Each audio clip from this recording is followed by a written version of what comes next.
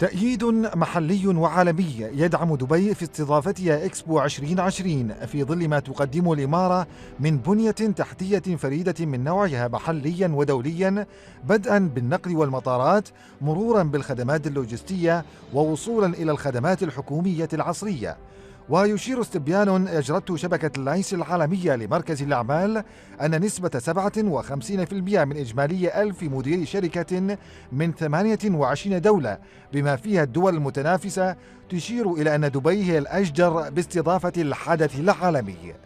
في الحقيقة احنا عملنا الاستبيان بتاعنا في 28 دولة، من ضمنهم الدول المنافسة، 3 دول منافسين من دبي، ونتيجة طلعت 57% من الشركات دي رجحت دبي، 18% رجحت روسيا، 14% رجحت البرازيل، و11% رجحت تركيا.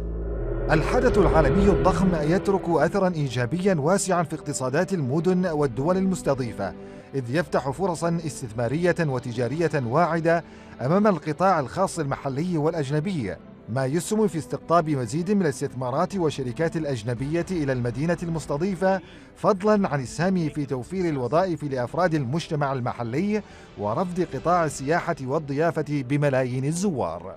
في حالة فوز دبي بإكسبو 2020 مردود وعوائد كبيرة جدا، منها عوائد اقتصادية مادية في مثلا حوالي 140 مليار درهم متوقعين، في حوالي 277 أو 275 ألف فرصة عمل، في شركات كتيرة جدا هتبتدي توسع استثماراتها وتيجي هنا. وده برضو كان من ضمن نتائج السيرفي بتاعتنا، ان احنا في 45% من الناس اللي قالوا نعم لدبي، او ان احنا بنقول دبي الاقدر، 45% منهم قرروا ان هم في حالة فوز دبي هيوسعوا استثماراتهم هنا. المكون الرئيسي للنجاحات التي حققتها دبي على المستوى الإقليمي والدولي، والتي تعزز حظوظها لاستضافة المعرض، يتجسد في الرؤية الثاقبة لقيادتها نحو تسخير جميع الطاقات والإمكانات للارتقاء بمستوى دبي وسمعتها العالمية في شتى المجالات الثقافية والاقتصادية والحضارية. بنية تحتية متطورة ونمو اقتصادي مزدهر وتنوع ثقافي يجمع تحت مظلته أكثر من 200 جنسية، ركائز تشكل حجر الأساس لتعزيز فرص فوز دولة الإمارات عموما ودبي خصوصا باستضافة إكسبو 2020.